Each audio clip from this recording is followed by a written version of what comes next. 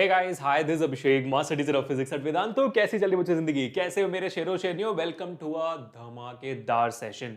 This one of the session which you guys have been waiting for. ये हमारी एक special series है जहां पर हम करने वाले हैं 10 most repeated questions in the past 10 years from physics subject class 10 science. ठीक है, देखो क्लास 10th में जो साइंस का सब्जेक्ट है उसमें तीन भाग होते हैं, आपको पता है। फिजिक्स होता है, केमिस्ट्री होता है, बायोलॉजी होता है। अब फिजिक्स में से उसमें से 25 मार्क के सवाल आते हैं, केमिस्ट्री के 25 और बायोलॉजी के 30 आते हैं। तो फिजिक्स के जो 25 मार्क्स जहां से आते हैं वो इन 10 मोस्ट रिपीटेड क्वेश्चंस में से निकलते हैं। ठीक है, तो आज मैं आपको विद ईयर बताऊंगा कि भाई कब कब कैसे कैसे सवाल रिपीट हुए हैं और कितनी बार रिपीट हुए, बताते हुए आपको आज मैं 10 सवाल सॉल्व करवाऊंगा यहां पर, जो पूरे क्लास 10 फिजिक्स से है। दिस इज, ऐसे समझो आप इसको कि आप पूछते हो टीचर से, सर इंपॉर्टेंट सवाल बता दो बोर्ड एग्जामिनेशन के लिए, चैप्टर बाय चैप्टर, है ना। अब वो इंपॉर्टेंट सवालों के बीच में से सबसे ज्यादा इंपॉर्टेंट जो होता है, सेकंड लेवल ऑफ इंपॉर्टेंट, वो ये है भाई। ठीक है, समझ लिया। तो चलो आज फोड़ते हैं एकदम मजे से। ज्यादा वक्त नहीं लूंगा, आपका 30 मिनट का सेशन होगा। 30 मिनट के अंदर 10 सवालों को सॉल्व करेंगे और आगे बढ़ेंगे। और मैं आपको ये एनकरेज करता हूं कि आप वीडियो को पॉज करके खुद सॉल्व करने की कोशिश करेगा, क्योंकि हो सकता है कि इस साल भी यही सवाल रिपीट हो। पिछले साल हमारा ये जो सीरीज था बहुत बड़ा हिट हुआ था। Thank you so much for your support all the students. इस साल भी इसको हिट जरूर बनाइएगा। चलिए शुरू करते हैं, फिर आगे बढ़ते हैं। और हाँ, बोलने की जरूरत नहीं पड़नी चाहिए, आपको हमारे इस पूरे सेशन का पीडीएफ हमारे टेलीग्राम चैनल पे मिल जाएगा। Link is in the description. और अगर वीडियो अच्छी लगे तो make sure to hit the like button, share this video and subscribe to the channel right now. चलिए शुरू करते हैं फिर। आ जाओ भाई साहब, पहला सवाल आपके सामने है। ठीक है, आप देख सकते हो पहले सवाल में ही बहुत बड़ा झटका है आपके सामने, बहुत बड़ा झटका है। It is MCQ. और एमसीक्यू में सवाल क्या देखो, similar question has come in CBSE 2013, 2015, 2017, 2019।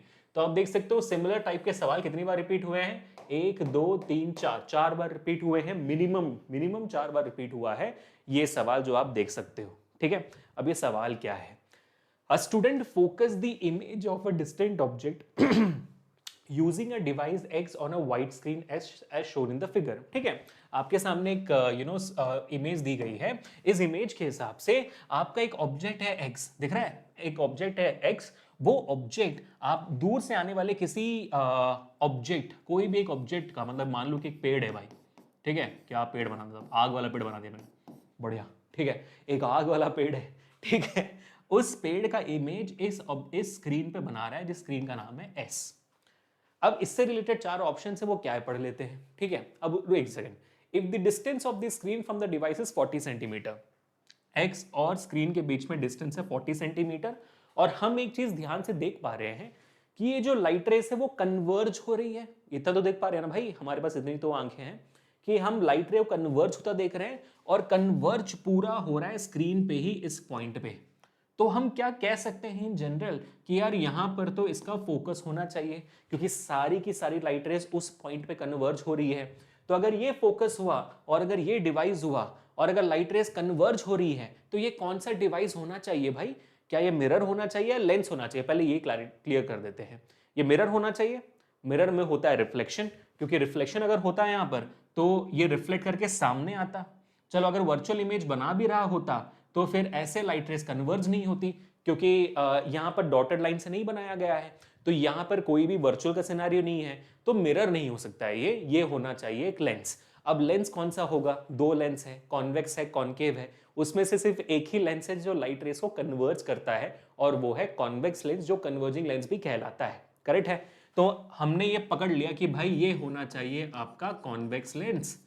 ये होना चाहिए आपका फोकस, जहां पे ये कॉन्वेक्स लेंस कन्वर्ज कर रही है। तो अगर ये फोकस है, ये कॉन्वेक्स लेंस है, तो उन दोनों के बीच का जो डिस्टेंस होगा उसको हम शाहरुख खान तो नहीं बोलेंगे, उसको तो हम क्या बोलेंगे? Focal length. बढ़िया, सही है। क्या बोलेंगे उनको बोलेंगे फोकल लेंथ। बोलो बल्ले बल्ले भाई, इतनी क्लैरिटी मिल चुकी है अगर आपको कॉन्सेप्ट पता है तो। अब ऑप्शंस पढ़ लेते हैं। कहा बोल रहा है option, the device access convex length of focal length 20 centimetre. क्यों 20 सेंटीमीटर है? 20 क्यों भाई? अभी तो 40 निकाला हमने, 20 कैसे बोल दिया आपने? ऑप्शन बी क्या है? The device axis concave mirror, गलत। डिवाइस एक्सिस कॉन्वेक्स मिरर, गलत। मिरर है ही नहीं है। The device axis a convex lens of focal length 40 centimetre. अब आया ना बबुआ, बिल्कुल सही ऑप्शन, सही है।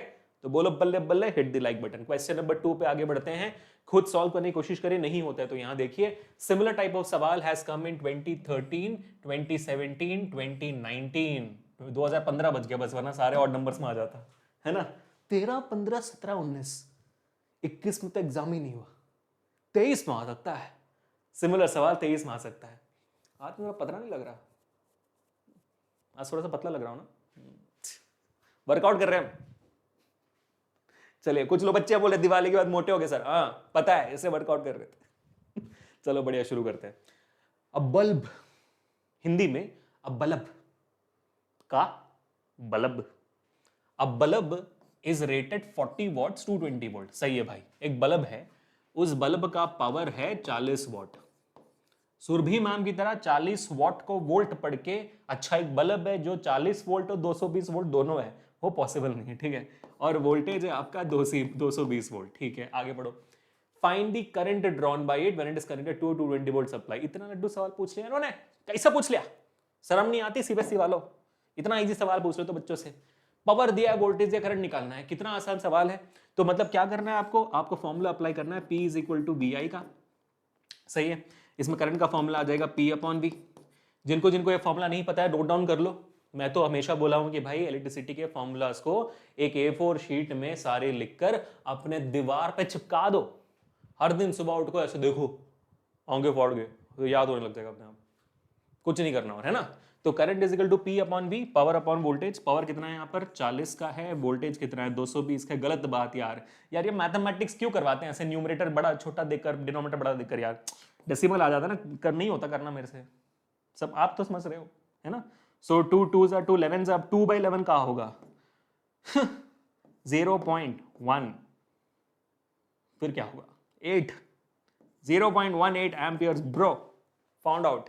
आपको नहीं आता इरिटेट, आप इरिटेटेड नहीं होते, न्यूमरेटर डिनोमिनेटर सब छोटा दे दिया, डेसिमल में जवाब आ रहा है, फ्रैक्शन में आ रहा है, खुन्नस हो जाते हैं, कोई बात नहीं, ठीक है। उसके बाद क्या निकालना है, ऑल्सो फाइंड रेजिस्टेंस। बोलो ये भी कर रहा है, रेजिस्टेंस में निकालना है।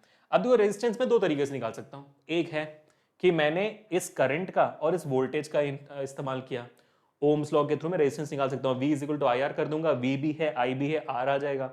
या तो फिर मैं इन्हीं पावर और वोल्टेज का इस्तेमाल करके भी रेजिस्टेंस निकाल सकता हूं। कैसे, P is equal to V square upon R करके मैं निकाल सकता हूं, रेजिस्टेंस निकाल सकता हूं।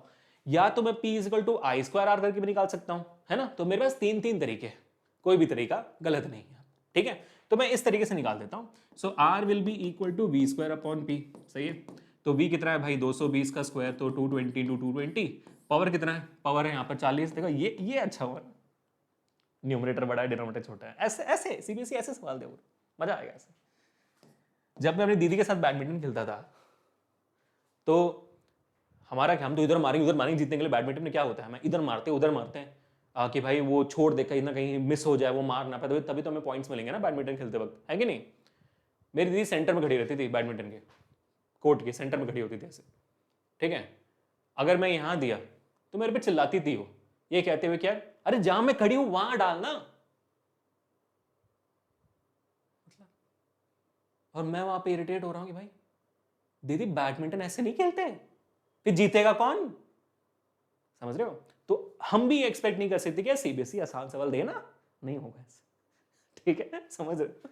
I know. So 2 2s 2 11s और 2 1s, और इसको भी काट दो तो 110 बन जाएगा। तो 11/11 होता है 1 2 1, और एक 0 आ गया, 1210 ओम्स। क्या बात है, सही कर रहा हूं ना, मेरे कैलकुलेशन कभी और होता है। 11 × 11 121 होता है, और एक 0 आ गया तो 1210 ओम्स, बहुत बढ़िया। चलो ये भी हो गया, और क्या है भाई बताओ, यहां तक हो गया हमारा। अब if the given bulb is replaced by a bulb of rating 25 what और 220 वोल्ट। अब देखो पावर बदल दिया उन्होंने, अब ये बोल रहे हैं कि पावर 25 वॉट है और वोल्टेज अभी भी 220 है, ठीक है। अब क्या करें हम, will there be any change in the value of current and resistance. क्यों नहीं होगा, पावर बदल दोगे तो क्यों नहीं होगा भाई, ये क्या सवाल हुआ। पूछो ही मत ना सीबीएसई, पूछो ही मत कि विल देयर बी, सीधा बताओ। अब बदल दिया हमने, पावर निकालो करंट और रेजिस्टेंस, हम निकाल देंगे, आप ये घुमा कर क्यों पूछ रहे हो कि क्या होगा, क्यों नहीं करो ना ऐसे, दर्द होता है। Justify your answer, determine the change. अच्छा डिटरमाइन द चेंज भी है, चेंज भी बताना है कि आंसर निकालना है, चेंज भी बताना है आपको। अच्छा ठीक है, तो हम इसको कहाँ करते हैं, इसमें सबको लेबल कर देते हैं। मान लेते हैं इसको I1 कर देते हैं, इसको R1 कर देते हैं, क्योंकि अभी यहाँ पर अभी हम I2 निकालेंगे ना, इसलिए। तो I2 वहाँ पर दोबारा कितना आएगा भाई, P is equal to VI होता है, तो I is equal to P upon V।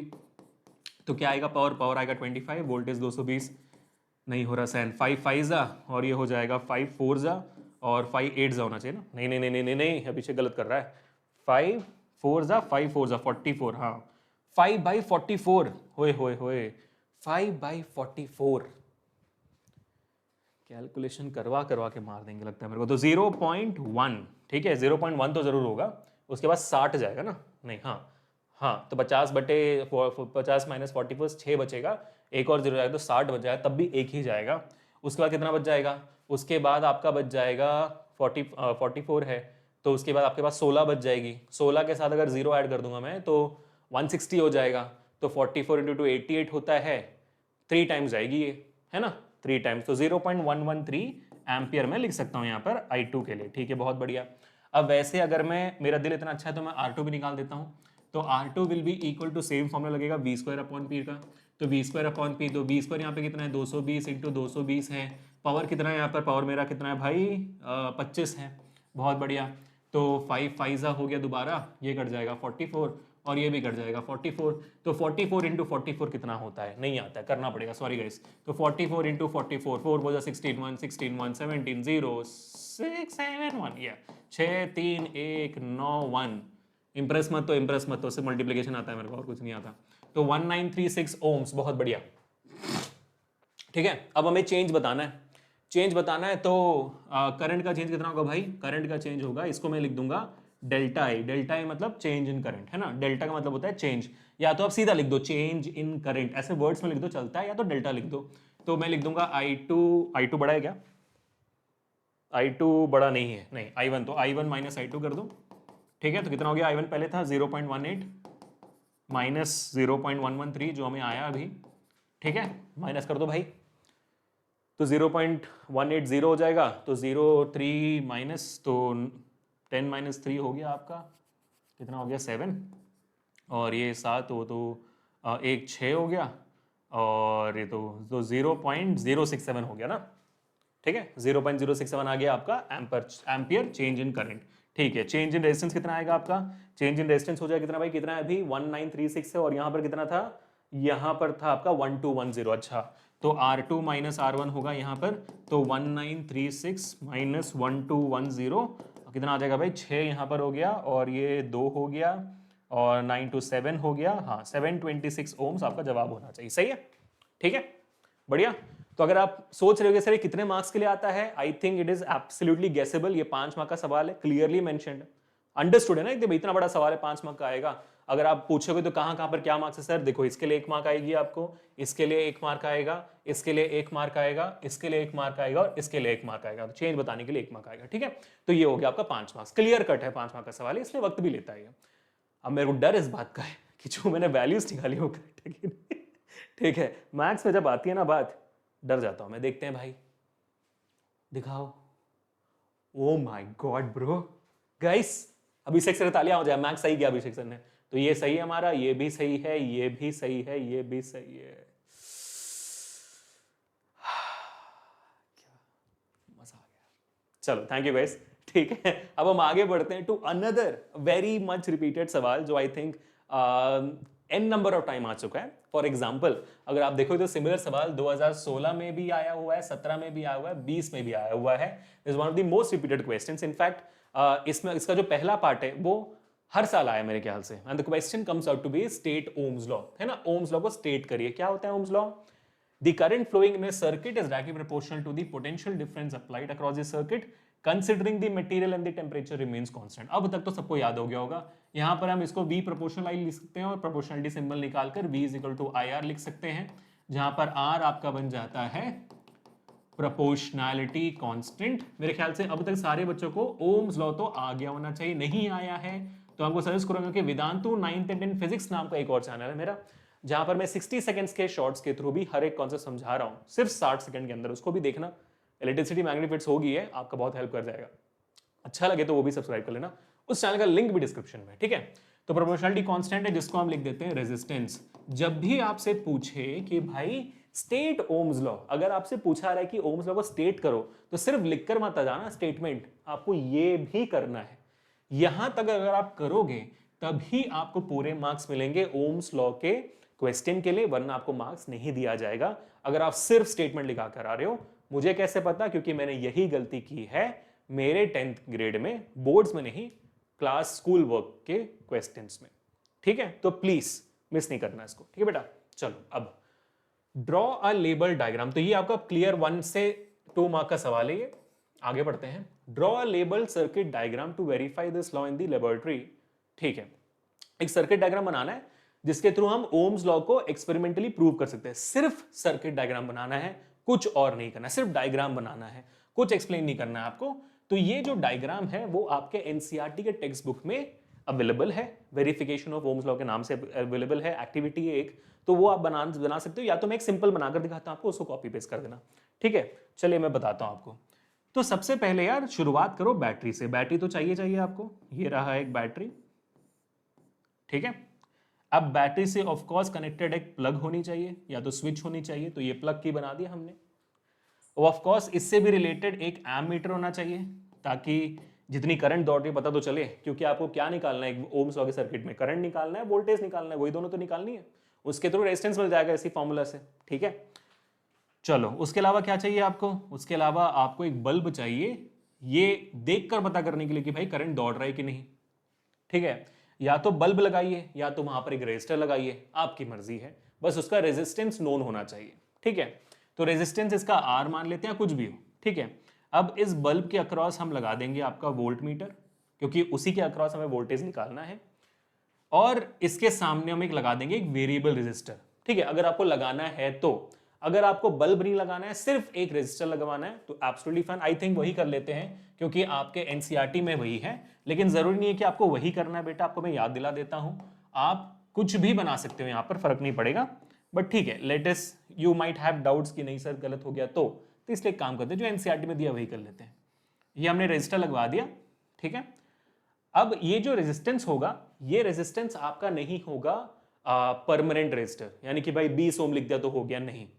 इस रेजिस्टेंस के लिए आपको वेरिएबल रेजिस्टर बनाना है। अब वेरिएबल रेजिस्टर बना के दो तरीके होते हैं, एक आपने रेजिस्टर ऐसा बना दिया, ऊपर से एक एरो मार्क देख के इसको जोड़ दो। ठीक है, तो एक वेरिएबल रेजिस्टर ऐसे बन जाती है। अगर आपको ऐसे नहीं बनाना है तो आप क्या कर सकते हो, मैं बता रहा हूं। ठीक है, आप दोनों तरीके से, आपने ऐसा बना लिया, अगर ऐसे नहीं बनाना है तो इस रेजिस्टर को यहां पर जोड़कर इसमें एक एरो डाल दो।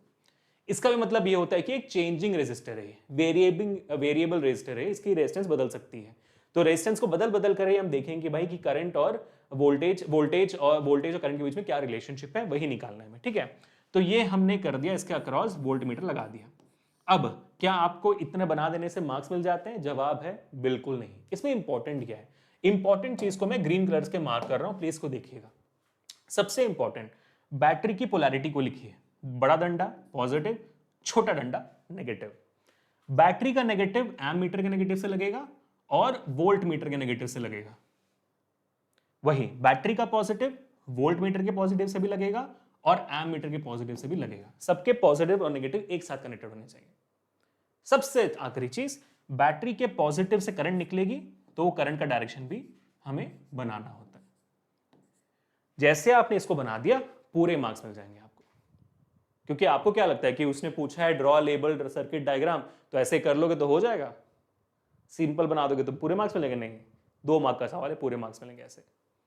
और यहां पर स्पेशली उसने पूछा है लेबल के साथ, तो इनफैक्ट ये बना देने के बाद फिर आपको एरो मार्क के लिखना भी है, arrow ammeter, volt meter, variable resistor, battery, plug key लिखना भी है ना? चलो, I hope you guys got it. ठीक है, let's go forward now guys, let's go forward now. आप समझते हैं कि आखिरी पार्ट क्या है। तो ये 2 मार्क हो गया, वो पहला 1 मार्क का हो गया। What do you infer from this graph? Draw label circuit diagram to obtain such a graph. Draw label circuit diagram to obtain such a graph. भाई यही ग्राफ है ना? यही ग्राफ बना दो, काफी है, क्योंकि ओम्स लॉ का प्रूफ है ये, वही यही बनाना है और कुछ नहीं बनाना है। There is no new graph, no new circuit diagram, you need to make it. तो इसमें से क्या समझ में आता है ग्राफ देखकर? ये ग्राफ देखकर ये समझ में आता है कि भाई जैसे जैसे पोटेंशियल डिफरेंस बढ़ रही है वैसे वैसे करंट भी बढ़ रही है। मतलब V is proportional I, that simply means that this device is following Ohm's law. खत्म, 1 मार्क। लड्डू ना, आई नो। चलो अब आगे बढ़ते हैं टू द नेक्स्ट क्वेश्चन। हाँ जी, आइए आइए आइए। चलो ठीक है। 2015, 18 और 20 का सवाल। 2015, 18 और 20 का सवाल इंटरेस्टिंग है, and this time it is not from electricity, it is from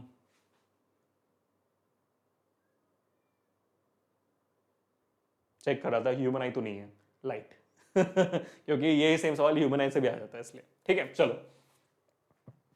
what is meant by power of a lens? क्या होता है भाई पावर? क्या होती है डेफिनेशन पावर की? पावरफुल किसको कहते हैं? पावरफुल उन लोगों को कहते हैं, तो उन चीजों को कहते हैं जो दूसरे लोगों का डायरेक्शन मोड़ सके। कि भाई वहां बैठ, लोग बैठ जाएंगे, खड़े हो जाते हैं। ऐसे टीचर्स क्लास में आके बोले उठ जाएंगे सब। टीचर्स को आके प्रिंसिपल्स बोलेंगे उठ, तो हम भी उठ जाएंगे, है ना? करेक्ट है। तो पावरफुल लोग कौन होते हैं? वो जो अपने हिसाब से चीजों को मोड़ सके। तो ज्यादा पावरफुल लेंस किसको कहते हैं? जो अपने हिसाब से लाइट को मोड़ सके। जो ज्यादा लाइट को मोड़ पाएगा उतना पावरफुल कहलाएगा, जो लाइट को नहीं मोड़ पाएगा वो पावरफुल नहीं कहलाएगा। अब इस मोड़ने में वो लाइट कन्वर्ज भी हो सकती है, डाइवर्ज भी हो सकती है। भाई मोड़ना तो मोड़ना होता है, मेरी तरफ मुड़ाओ या तो उस तरफ मुड़ाओ, फर्क क्या पड़ता है? Correct. So both concave and convex lens can be equally powerful and equally not powerful as well. But the idea here is कि कौन ज्यादा converge या diverge कर सकता है. So any object, the ability of a lens to converge or diverge light, उस ability को ही हम कहते हैं power of a lens. आप इसको मैथमेटिकली भी बोल सकते हो that power is actually inversely proportional to the reciprocal of the focal length, where focal length is in meters. ये भी आप बोल सकते हो मैथमेटिकली, ठीक है? ऐसा भी कह सकते हो। ऐसा क्यों है? ऑफ कोर्स सी बात है, अगर आप देखोगे, अगर मैं यहाँ पर एक कॉन्वेक्स लेंस बना दूं, एक और कॉन्वेक्स लेंस बनाता हूं, आप कॉमन सेंस इस्तेमाल करें, मुझे बताओ कॉन्वेक्स लेंस में यहाँ पर होगा क्या? ये लाइट रे आई, ये ज्यादा पावरफुल है, यही कन्वर्ज कर गए, यहीं पे बेंड कर दिया। यहाँ पे लाइट रे आई, ये कम पावरफुल है, तो क्या करेगा भाई? ये यहाँ थोड़ा हल्का बेंड करेगा। तो इन दोनों में फोकल लेंथ ज्यादा किसका हुआ? फोकल लेंथ तो इसका ज्यादा हुआ ना, क्योंकि भाई फोकस यहाँ पे पड़ेगा, जहां पर प्रिंसिपल एक्सिस में कनेक्ट होता है वहीं पे तो आपका फोकस बनता है। तो फोकल लेंथ यहाँ पे बड़ा हो गया कम पावरफुल वाले का, और ज्यादा पावरफुल वाले का आप देखोगे फोकल लेंथ छोटू सा है। तो जिसका ज्यादा पावर उसका कम फोकल लेंथ, तो इसलिए इनवर्सली प्रोपोर्शनल। ठीक है, तो ये आप थ्योरेटिकली भी समझ सकते हो। ठीक है, चलो तो ये हमने डिफाइन कर लिया। अब और इसका एसआई यूनिट क्या होता है पावर का? पावर का एसआई यूनिट होता है डायोप्टर, जिसको हम कैपिटल डी से डिनोट करते हैं। बोलो बल्ले बल्ले, कुछ कुछ होता है। अच्छा, डिफाइंड एसआई यूनिट भी है भाई, इस डायोप्टर को डिफाइन भी करना है ना? One dioptre is said to be that power when the focal length of the lens is 1 metre. खत्म।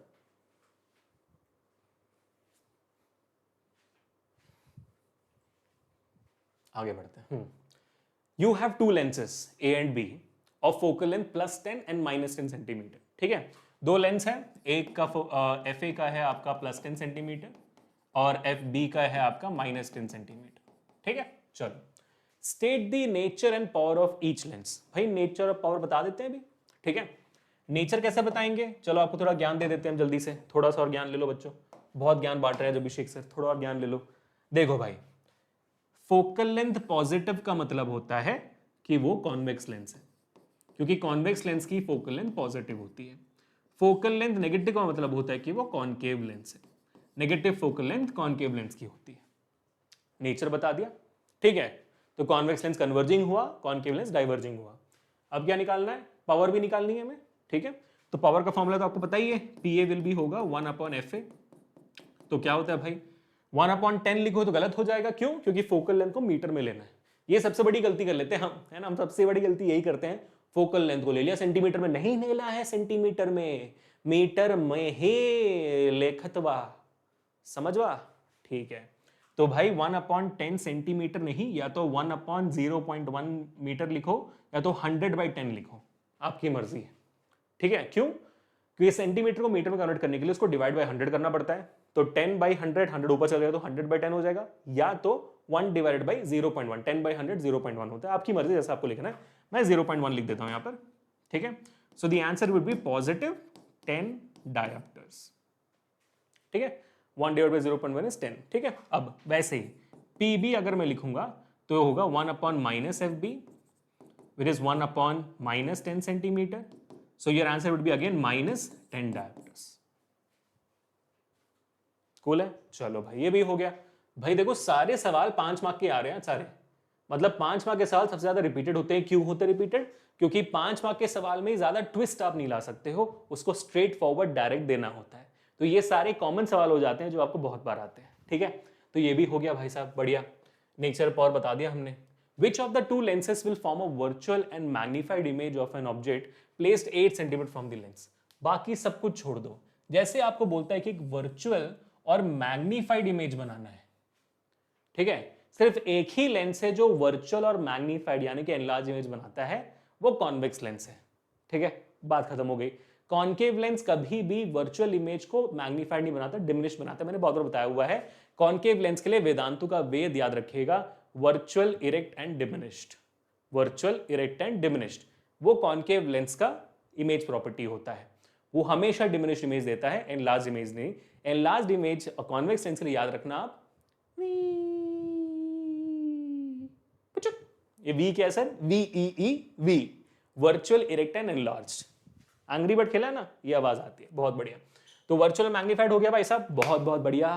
तो कॉन्वेक्स लेंस होना चाहिए, बात खत्म। तो 8 सेंटीमीटर में कॉन्वेक्स लेंस कौन सा है? ये वाला एफ है आपका। पीए वाला आपको देगा सेम चीज। Draw diagram to justify your answer.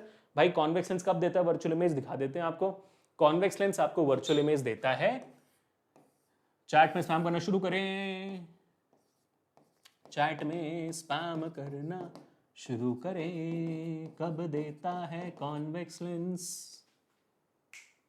जब ऑब्जेक्ट होता है ऑप्टिकल सेंटर और F1 के बीच में, तब आपका ये लाइट रे गया स्ट्रेट, निकला F2 से, दूसरा रे गया ऑप्टिकल सेंटर से। अब ये दोनों रे डाइवर्ज कर रहे हैं, तो आप प्रोजेक्ट बैक करोगे रिफ्लेक्टेड रेस को, तो आपको मिलेगा कि आपका इमेज बना है on the same side of the object, virtual, erect and enlarged.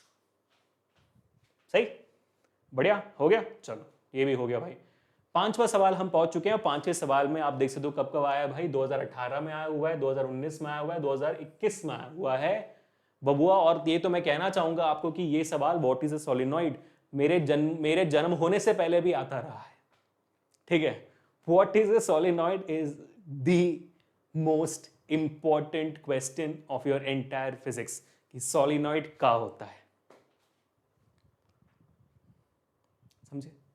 Please पढ़कर जाना, ठीक है। तो what is a solenoid? A solenoid is a laminated insulated coiled copper wire connected to a battery which behaves as an electromagnet when the current starts flowing through it. A solenoid is a insulated laminated copper wire coiled which is connected to a battery, and when the current starts flowing through the solenoid it becomes an electromagnet. ये simple सा एक mark का definition. Draw the pattern of magnetic field lines of a current carrying solenoid. एक current carrying solenoid का magnetic field कैसे दिखता है? Exactly एक बार मैग्नेट जैसे दिखता है। और सरप्राइजिंगली आपको बार मैग्नेट बनाने के लिए बोला है यहाँ पर। तो आप देखोगे सोलिनॉइड का ये बन गया, ठीक है। तो ये हो जाएगा आपका नॉर्थ पोल, बढ़िया। और ये हो जाएगा आपका साउथ पोल, ठीक है। तो ये हो गया साउथ, ये हो गया नॉर्थ, ठीक है। तो यही सेम चीज बार मैग्नेट को बनाने के लिए बोला है। बार मैग्नेट का भी ऐसा ही मैग्नेटिक फील्ड लाइन होता है। ये हो गया नॉर्थ, ये हो गया साउथ, तो ये हो गया आपका मैग्नेटिक फील्ड लाइन। मैग्नेट के अक्रॉस भी नॉर्थ से सारी मैग्नेटिक फील्ड लाइंस निकलेंगी और साउथ से अंदर को जाएगी। अंदर आपका बनेगा ऐसे, आपको पता ही है, स्ट्रेट लाइंस बनेंगे, है ना। तो ये हो गया आपका बार मैग्नेट का सोलिनॉइड का मैग्नेटिक फील्ड पैटर्न, दोनों का एग्जैक्टली सेम ही होना चाहिए, होता भी है। अब दूसरा आता है list to distinguishing features between the two fields. इन दोनों में डिस्टिंग्विशिंग फीचर्स क्या है? सबसे पहला फीचर है, आपको पता होगा कि एक बार मैग्नेट एक परमानेंट मैग्नेट होता है। क्या होता है? एक परमानेंट मैग्नेट होता है। लेकिन अगर आप बात करोगे आपके सोलिनॉइड की, तो वो एक टेम्पररी मैग्नेट होता है। टेम्पररी का मतलब क्या हुआ? ये अपने मैग्नेटिक फील्ड को बदल सकता है। हम इसको इंक्रीज डिक्रीज कर सकते हैं। इसको हम इंक्रीज डिक्रीज नहीं कर सकते हैं। इसको हम इंक्रीज डिक्रीज कैसे कर सकते हैं? करंट को बढ़ाओगे, करंट को कम करो तो ये ऊपर नीचे हो जाएगी। इसलिए इस टेम्पररी मैग्नेट को हम इलेक्ट्रोमैग्नेट भी कहते हैं, क्योंकि ये करंट पे काम करता है। ठीक है। दूसरा, अगर हम करंट का डायरेक्शन यहां पे बदल दें तो पोलैरिटी बदल सकती है ना। अगर हम करंट का डायरेक्शन बदल देंगे तो आपकी मैग्नेटिक फील्ड की डायरेक्शन भी उल्टी हो जाएगी। इसके केस में बदल नहीं सकते आप इसको नॉर्थ से साउथ बना नहीं सकते until unless you take it up and flip it, which you can't do here. ठीक है। So these are the two distinguished features। और ये पहला सवाल था आज का। नहीं, ये भी 5 मार्क का है यार, ये 1 मार्क का, ये 2 और ये 2, ये भी 5 मार्क का। मुझे लगा था कि ये 3 मार्क होगा, लेकिन ये भी 5 मार्क का। 5 सवाल हो गए। कैसा लग रहा है? क्या लगता है यही सेम सवाल आएगा तो कर लोगे? अरे मुझे यकीन है कर लोगे। थारा भाई अभिषेक सर को पता है तुम कर लोगे। Good job people, all of you have done a great job. I really hoping that you are pausing in every question and trying to do it by yourself, because you need to do that, buddy. You really need to do that. And if in case you have not done that yet, I would encourage again, please pause at every question, try to do it by yourself. ठीक है बेटा? चलो 5-6 सवाल के बाद आपको ये भी याद दिलाना चाहूंगा कि अगर आपने अब तक लाइक नहीं किया है, कर दो प्लीज। शेयर नहीं किया है, कर दो please. And thank you so much of subscribing. आगे बढ़ते हैं 6th क्वेश्चन की तरफ। ठीक है, चलो भाई साहब आ जाओ जल्दी से। 6th question, repeated in 2016, 2017, 2018। Oh my god, hat trick, back to back, no break in between. 16, 17, 18। ओए होए होए, मजा आ गया भाई, मजा आ गया। का सवाल, इतना का सवाल है भाई जो ये इतनी बार रिपीट हो गया। A student is unable to see clearly the words written on the blackboard। हाँ, ये human I defects of vision से आ गया तो आना ही आना है भाई, है ना। और ये भी बता देता हूं मैं कि 19 और 20 में क्यों नहीं आया ये, 19, 20 और 21 में सवाल क्यों नहीं आया, क्योंकि 19, 20 और 21 सवाल में आपका कोविड आ गया था और कोविड के दौरान ये टॉपिक डिलीटेड था। लेकिन उससे पहले defects of vision was a primary important सवाल। आप पिछले 25 साल के पेपर उठा लो, 25 साल के हर साल के पेपर में डिफेक्ट्स ऑफ विजन का सवाल है। सॉलिड जैसे है वैसे डिफेक्ट्स ऑफ विजन है। A student is unable to see clearly the words written on the blackboard placed at a distance of approximately 3 meter from him. Name the defect of vision। भाई बच्चे को दूर का नहीं दिख रहा है और मैंने आपको शॉर्टकट बताई हुई है MDH के नाना जी, है ना भाई। MDH नाना जी को दिखा हुआ है, वही MDH मसाले जो आप सोच रहे हो। MDH, हाँ वो मसाले वाले ऐड में नाना जी आते हैं ना, ये याद कर लेना। क्यों? इसमें मैंने बताया हुआ है कि मायोपिया तब होता है जब दूर का नहीं दिखाई देता है, हाइपरमेट्रोपिया तब होता है जब नजदीक का नहीं दिखाई देता है। तो MDH नाना जी। ठीक है, तो मायोपिया डिफेक्ट है यहां पर क्योंकि इस बच्चे को दूर का नहीं दिखाई दे रहा। So the defect here is myopia. बोलो बल्ले बल्ले। चलो अब state the possible causes of this defect and explain the method of correcting it. ठीक है, जब भी मायोपिया का सवाल आ जाता है, अगर ये मेरे को लगता है कि ये भी 5 मार्क का सवाल ही होगा, तो क्योंकि डायग्राम भी पूछा हुआ है, कॉजेस भी पूछा हुआ है, डिफेक्ट भी पूछा है। डिफेक्ट के लिए आपको 1 मार्क मिल जाएंगे, आपको कॉजेस बताने जिसके लिए 2 मार्क्स मिलेंगे और डायग्राम के लिए आपको 2 मार्क्स मिलेंगे। ठीक है, तो पहले ये समझते हैं कि भाई कॉजेस क्या होते हैं, बताता हूं आपको डायग्राम बनाते हुए। ठीक है, तो क्या करना है आपको ना, सबसे पहले 3 आईबॉल्स बनाने हैं। डिफेक्ट्स में कोई भी सवाल आ जाए आपको 3 आईबॉल बनाने ही बनाने हैं, बहुत इंपॉर्टेंट है। तो मेरे साथ बनाए जल्दी से 3 आईबॉल्स।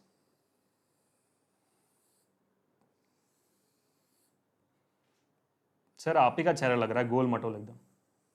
सोच रहे हो ना, यही सोच रहे हो ना, समझ गया मैं। लेंस बना लो जल्दी से। ठीक है, लेंस बना लिया।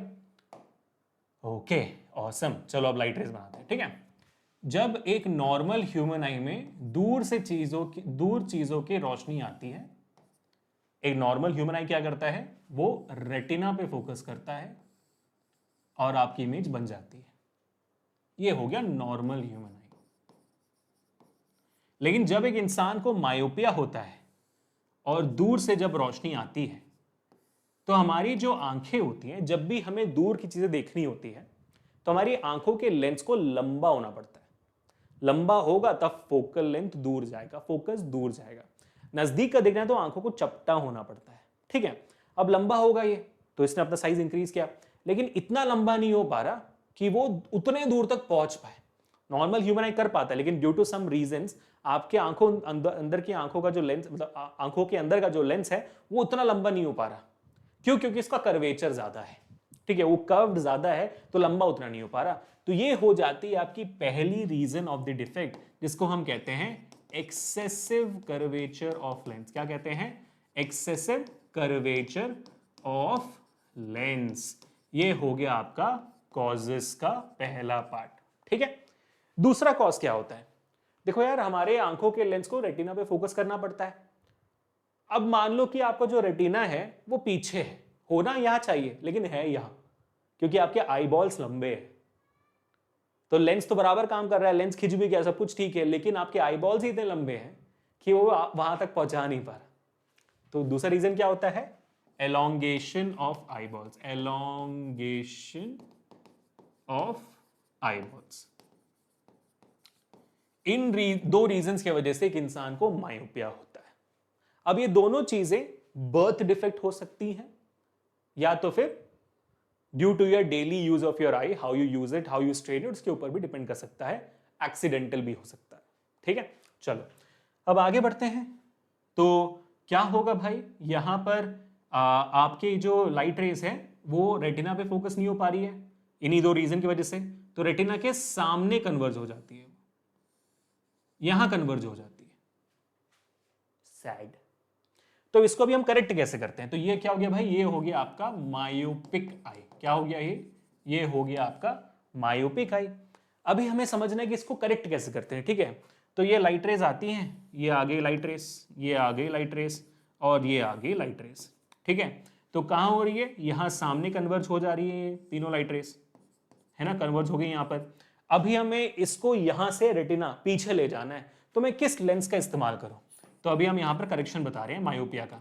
तो यहां पर मैं किस लेंस का इस्तेमाल कर सकता हूं कि मेरी जो लाइट रेस है वो थोड़ा पीछे जाकर कन्वर्ज करे? अगर मैं यहां पर एक कॉन्वेक्स लेंस लगा दूं आंखों के सामने, कॉन्वेक्स लेंस लगा दूं, कॉन्वेक्स लेंस वाला चश्मा पहन लूं, तो क्या होगा? तो भाई कॉन्वेक्स लेंस तो और कन्वर्जिंग लेंस होता है, लाइट रेस को और कन्वर्ज कर देगी। ओए होए होए, गलती नहीं हो जाएगी? तो मैं क्या रखूंगा यहाँ पे? मुझे यहाँ पर एक कॉन्केव लेंस रखना पड़ेगा, क्योंकि कॉन्केव लेंस जो होता है वो डाइवर्जिंग लेंस होती है। तो concave lens in light rays को डाइवर्ज करता है, डाइवर्ज करता है। तो डाइवर्ज करने की वजह से अब जब हमारे आंखों का लेंस उसे कन्वर्ज करती है तो पीछे कन्वर्ज कर देती है ना? पहले ऐसे आ रहा था तो यही कन्वर्ज हो गया, अब ऐसे आ रहा है तो ऐसे कन्वर्ज हो। सही है, ये है करेक्शन। ठीक है बेटा, तो all together this is a 5 mark question. I hope you guys got it. Cool है, बहुत अच्छा सवाल, इस साल जरूर आएगा, ये शॉर्ट क्वेश्चन है, जरूर आएगा, ये आपके प्री बोर्ड्स में भी आएगा, can take that as well. ठीक है, moving on to question number 7। ओहो भाई भाई भाई, कंटेंट टीम 11 साल पीछे गई है भाई, 12 साल पीछे गई है। 2012 में भी आया है, 15 में भी आया है, 17 में भी आया, 20 में भी आया। ओए होए होए, इतना रिपीट कौन सा हो गया? देखते हैं। Consider a conductor of resistance R, length L, thickness D and resistivity rho. Now this conductor is cut into 4 equal parts. What will be the new resistivity of each of these parts? Question की शुरुआत काफी अच्छी हुई थी, and में उन्होंने थोड़ा सा बू कर दिया। क्यों? क्योंकि एंड में उन्होंने पूछा रेजिस्टिविटी। अब आप इसमें जल्दबाजी में लिख दोगे कि भाई अगर resistance is directly proportional to length, if wire is cut into 4 equal parts, resistance will also become 4 equal parts, so every part will get r by 4 r by 4 r by 4। resistivity पूछा है, resistance नहीं। resistivity does not change, resistivity does not change, resistivity is constant bro, it only depends upon the material of the wire, does not depend upon the length and the area।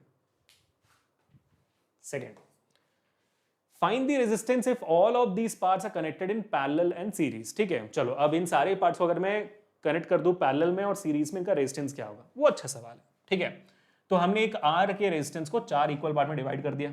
ठीक है, हमारे मान लो देखो इस wire का जो length था वो L था, इसको हमने 4 पार्ट में डिवाइड कर दिया इक्वल पार्ट्स में। तो हर एक पार्ट में L/4 L/4 L/4 लेंथ हो गया, है ना? यानी अगर मान लो 10 मीटर का अगर वायर था, उसको 4 इक्वल पार्ट में बांटेंगे तो कितना आएगा? 10/4 10/4 10/4 10/4 दैट इज 2.5 2.5 2.5 मीटर आएगा ना, 4 इक्वल पार्ट में। लेंथ बराबर कटेगी ना भाई। ठीक है, और वैसे रेजिस्टेंस क्या हो जाएगी, रेजिस्टेंस भी R/4 R/4 R/4 R/4 हो जाएगा, because resistance is directly proportional to length. कैसे पता है हमें भाई, resistance is directly proportional to L/A, ये तो पता है फॉर्मूला हमें, resistance is equal to ρL/A, पता है ना हमें ये फॉर्मूला। सही है, बहुत बढ़िया, परफेक्ट। तो अभी हम क्या करेंगे, अभी हम आगे बढ़ेंगे और इसको पहले पैरेलल में कनेक्ट करेंगे, फिर देखते हैं सॉल्व करके, ठीक है।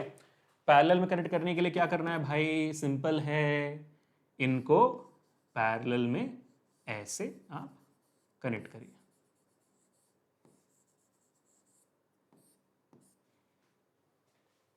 ठीक है, बहुत बढ़िया। R/4 R/4 R/4 R/4, इनको अभी आप बैटरी से कनेक्ट कर दीजिए। अच्छे बच्चे बैटरी से कनेक्ट करते हैं, वरना वो सवाल पूछेंगे आपसे, बैटरी से कनेक्ट ही नहीं किया, कैसे निकाल दिया रेजिस्टेंस हमने, ठीक है। अब फॉर्मूला क्या आपका पैरेलल का, 1/RP is equal to 1/R1 plus 1/R2 plus 1/R3 plus 1/R4। आप सबका वैल्यू तो भाई R/4 ही है, तो क्या हो जाएगा, R/4 plus R/4 plus R/4 plus R/4, है ना।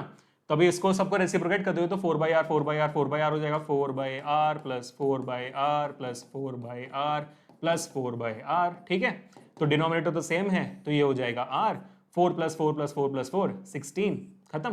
तो ये हो गया 1/RP, सो यार RP becomes equal to R/16 ohms, ठीक है, खत्म।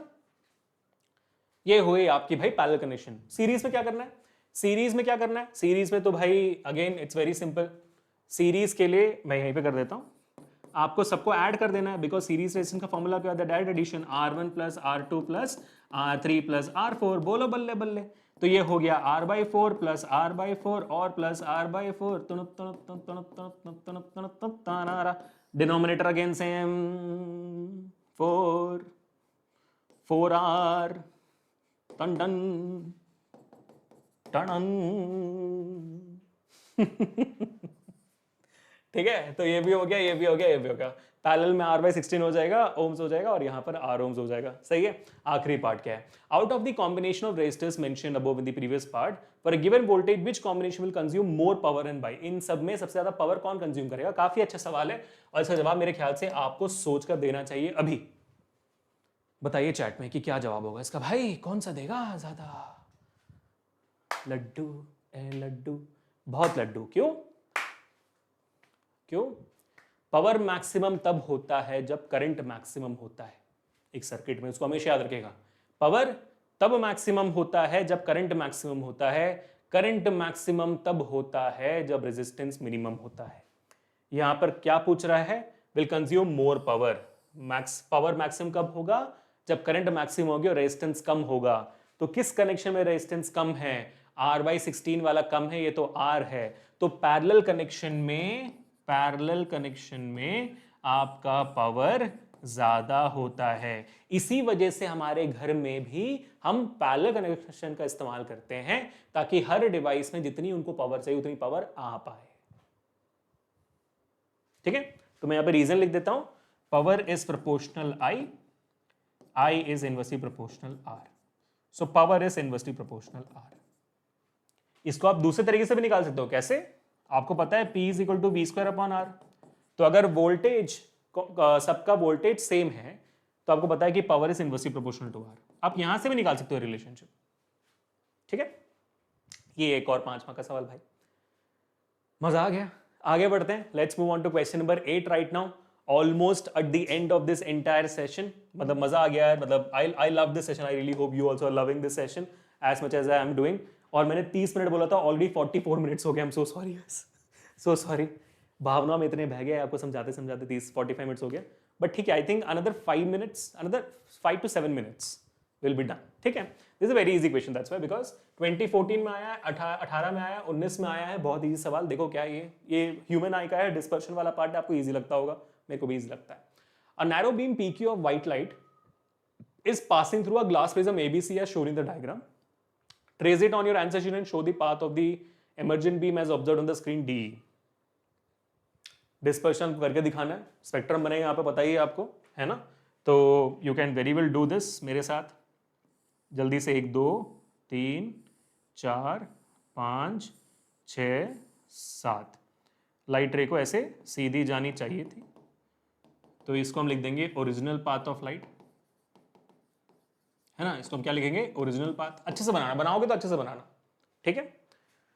और उसके बाद यहां पर ये लाइट रे फिर 1 2 3 4 5 6 7 सब में एरो मार्क डालो, सब में सब में सब में सब में, यहां भी डालो बस। अब लिखो विप की और, violet, indigo, blue, green, yellow, orange, red. नीचे से लिखना, हमेशा हमेशा नीचे से लिखना, ठीक है। पता नहीं है, ठीक है। Write the name and cause of phenomena observed. The name of the phenomena is dispersion, we all know this, ठीक है। सिर्फ नाम लिखना है, डिफाइन नहीं करना है, डेफिनेशन पूछा ही नहीं है। The name of the phenomena is dispersion and the cause of the phenomena is very simple. Cause पता है सबको कि wavelength of light changes in a medium, changes in a medium। तो जब हर लाइट का वेवलेंथ अलग है, उनकी स्पीड अलग होगी, उनकी स्पीड अलग होगी तो रिफ्रैक्शन भी अलग होगा, ठीक है। Wavelength changes in a medium of light, hence there speed different, hence refraction different. बढ़िया, सॉर्टेड है। चल बोलो बल्ले बल्ले, खत्म हो गया फिर ये। Number 2, where else in nature is the phenomena observed? Rainbow formation, rainbow में दिखता है हमें, बढ़िया। Based on this observation state the conclusion which can be drawn about the constituents of white light. What constituent of white light क्या होता है भाई? White light is formed up of millions of colours, majorly 7 colours, violet, indigo, blue, green, yellow, orange and red. खत्म।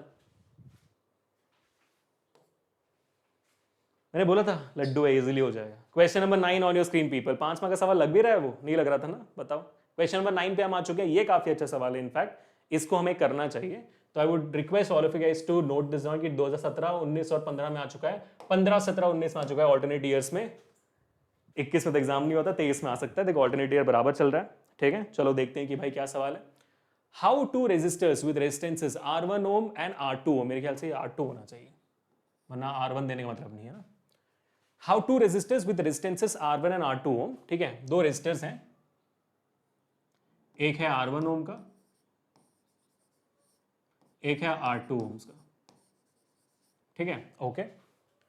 Are to be connected to a battery of EMF V volt so that the electrical power consumed is minimum. देखा, power minimum वाली बात आ गई। हमने अभी discuss किया था कि पावर मिनिमम कब आता है, जब रेजिस्टेंस मैक्सिमम होती है। रेजिस्टेंस मैक्सिमम कब होती है, जब वो सीरीज में कनेक्टेड होती है। तो आप क्या करोगे, आप इसको सीरीज में कनेक्ट कर दोगे तो you will get minimum current, minimum power, ठीक है। ये हमने अभी पहले सवाल में सीख लिया, तो ये हो गया हमारा। बी पार्ट क्या कहता है? बी पार्ट कहता है इन a house 3 bulbs of 100 watt each lighted for 5 hours daily, 2 fans of 50 watt each used for 10 hours daily। ये बहुत इंपॉर्टेंट सवाल है, बहुत रिपीटेड है, ध्यान से देखो। And an electric heater of 1 kilowatt is used for half an hour daily, calculate the total energy consumed in a month of 31 days and its cost at the rate of 3.6 kilowatt hour। तो यहां पर आपको क्या निकालनी है, वही चीज जिसका आपको डर था, इलेक्ट्रिसिटी बिल। तो टोटल कॉस्ट कैसे निकालते हो आप? इस चीज का फॉर्मूला इस पूरे यूट्यूब पर सिर्फ मैंने ही बताया बच्चों को, मैं बता देता हूं दोबारा। टोटल कॉस्ट कैसे निकालते हो? हमेशा निकालना टोटल एनर्जी, टोटल एनर्जी निकालना आप पहले किस में निकालना है, इन किलोवाट आवर्स में निकालना है। उसको मल्टीप्लाई कर देना है कॉस्ट, किस कौन सा कॉस्ट, पर किलोवाट आवर का जो कॉस्ट क्वेश्चन में दिया हुआ है। जैसे कि आप देख सकते हो पर किलोवाट आवर 3.6 दी हुई है, वहां पर वो वैल्यू आपके पास है। आपको टोटल एनर्जी निकालनी है, टोटल कॉस्ट आ जाएगा। टोटल एनर्जी कैसे निकालोगे? एनर्जी का फॉर्मूला क्या होता है भाई? एनर्जी का फॉर्मूला होता है पावर इनटू टाइम, यही होती है एनर्जी की फॉर्मूला। पहले कौन सा डिवाइस है? पहले आपके 3 बल्ब है, ठीक है, 3 बल्ब। तो यहां पर आप लिखो बल्ब, निकालो उसकी एनर्जी। तो एनर्जी ऑफ 3 बल्ब, सो 3 पहले लिखो, इनटू पावर कितना है एक का 100, और टाइम कितना ले रहा है 5 घंटे।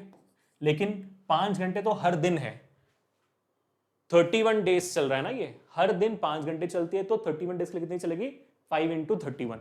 तो यहां पर आपको इंटू 5 इंटू 31 करना ही करना है, तभी आपकी टोटल एनर्जी निकलेगी। तो यहाँ पे वैल्यू कितनी आएगी भाई? ये हो जाएगा 300, 300 और 5 1500, 51, तो 15 इंटू 31, ठीक है। सो 31 इंटू 15 कितना हो जाएगा आपका, 5 1 5, 5 3 15, 0 1 1 1 3 1 3, 5 6 4 4 6 5 00 आपका आ गया यहाँ पर वॉट आवर्स में। पावर हमने वॉट में लिया था, आवर्स में अभी वैल्यू आ चुकी है, लेकिन हमें इसे कन्वर्ट करना है किलो वॉट आवर में। तो कितना हो जाएगा, डिवाइड बाय 1000 कर दो तो 46.5 किलो वॉट आवर। अब इसके बाद क्या बोला है, तो हमने 3 बल्ब कर दिया, अब बोल रहा है वो 2 फैन भी है। अच्छा 2 फैन भी है, फैंस, तो energy again power into time कितना है भाई, 2 फैन है, पावर कितनी है 50 वाट है।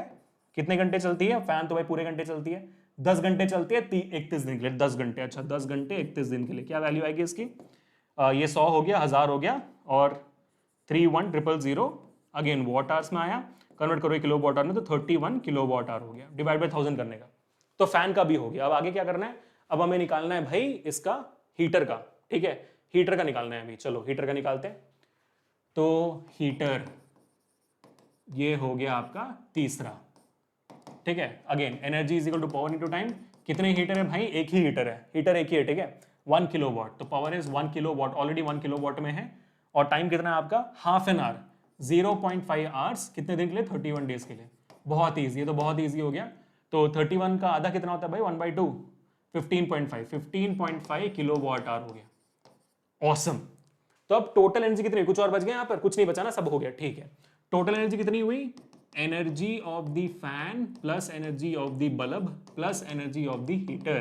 फैन की एनर्जी कितनी थी, 31 थी, इसकी 46.5 थी, और हीटर की 15.5 थी। अच्छा ठीक है, अब ऐड कर दो भाई, ये हो गया 47 और 15 कितना हो जाता है, 57 62 62 प्लस 31 हो जाता है 93 किलो वॉट आवर। बोलो बल्ले बल्ले, हो गया टोटल एनर्जी।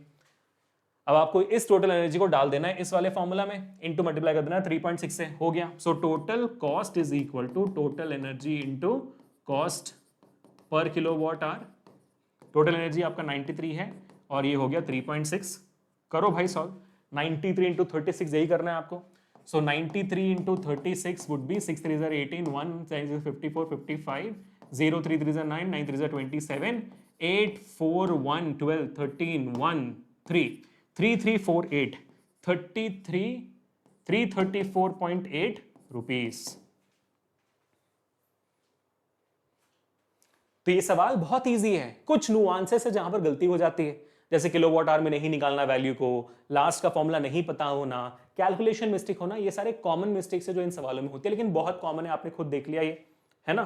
तो मैं आपसे ये भी सजेस्ट करूंगा कि भाई इस सवाल को आप एक बार कोशिश करना, ट्राई करने की, आप इसको कोशिश करो, इसका जवाब मुझे एज अ होमवर्क कमेंट्स में बताओ, ठीक है। और इसके साथ साथ मैं आज का जो क्वेश्चन नंबर 10 है वो भी आपको होमवर्क में देना चाहता हूं, should definitely try it out, बहुत सिंपल सवाल है। मैं सवाल दिखाता हूं फिर आप जज कर लो, ठीक है। देखो ये सवाल आपके सामने, और ये कब कब आया है, 2015 19 और 20 में आया हुआ है, जूल्स लॉ ऑफ हीटिंग का सवाल। आपको जूल्स लॉ ऑफ हीटिंग का मैथमेटिकल एक्सप्रेशन बताना है, जो आप सब जानते हो, H is equal to I square R T होता है, ठीक है। अब इस फॉर्मूले से रिलेटेड आपका बी वाला सवाल है, तो बी वाले सवाल को, ये एनसीईआरटी का ही है, इसका होमवर्क और इस पिछले सवाल का होमवर्क जो मैंने दिया अभी आपको, ये दोनों आपके लिए होमवर्क है। इसका जवाब मुझे चाहिए कमेंट सेक्शन में, मिस आउट बिल्कुल मत करना बच्चों, please make sure that you are attempting this. And I would also like to remind you guys कि ऐसे ही अपने फ्यूचर को सिक्योर बनाने के लिए MBSAT को रजिस्टर कर दीजिए अभी के अभी। Mega Vedantu scholarship admission test आपको अपने सपनों तक पहुंचने का सबसे इजीएस्ट, सबसे आसान तरीका बताता है, जहां पर आपके पास आपके जेई और नीट के कोचिंग के लिए वेदांतु में 100% स्कॉलरशिप तक मिल सकती है। ये मौका आपको गंवाना नहीं चाहिए, क्योंकि ये सिर्फ 60 मिनट्स का टेस्ट है, सिर्फ 1 घंटे का टेस्ट है, सिर्फ 50 सवाल होंगे, वो भी आपके क्लास 10 के सिलेबस का, जिसमें आपको ऑल इंडिया रैंक भी मिलती है, आपको 100% तक स्कॉलरशिप भी मिलता है, mobile phone, smart watches, telescopes, drones, ये सारी चीजें भी मिलती है। And you also get a 5-day space research program with ISRO space tutors, and the best part, 3 months Vedantu doubt app subscription, जहां पर इस आने वाले 3 महीनों में आपको फ्री सब्सक्रिप्शन मिल जाएगी, so that you can solve your doubts 24/7। और रजिस्ट्रेशन एब्सोल्युटली फ्री है। तो करना क्या भाई, जाओ डिस्क्रिप्शन में जाओ, लिंक है, इनफैक्ट लाइव चैट में भी लिंक रखा होगा, क्लिक करो, रजिस्टर करो, सिर्फ और सिर्फ 60 सेकंड्स के अंदर रजिस्टर करो। और सैटरडे संडे 9 एंड 10 दिसंबर को टेस्ट होने वाली है हमारे ऑफलाइन टेस्ट सेंटर्स में। जहां जहां पर है उसके ऊपर कुल्लू भैया ने एक वीडियो बना दी है ऑलरेडी। आप या तो हमारे उसी वेब पेज पे भी देख सकते हो, उस लिंक पे आप जाइए, रजिस्टर करिए। और ऑनलाइन भी होगा ये, तो you can choose whether you want to do it online और ऑफलाइन। ठीक है, तो पीस पीपल, मिलते हैं नेक्स्ट सेशन में। अगर आपको ऐसा ही बाकी सारे सब्जेक्ट्स के लिए चाहिए 10 most important question in the past 10 years, do let me know. And if in case you loved it guys, please make sure to share. मिलते हैं नेक्स्ट सेशन में। This Abhishek signing off. Peace people.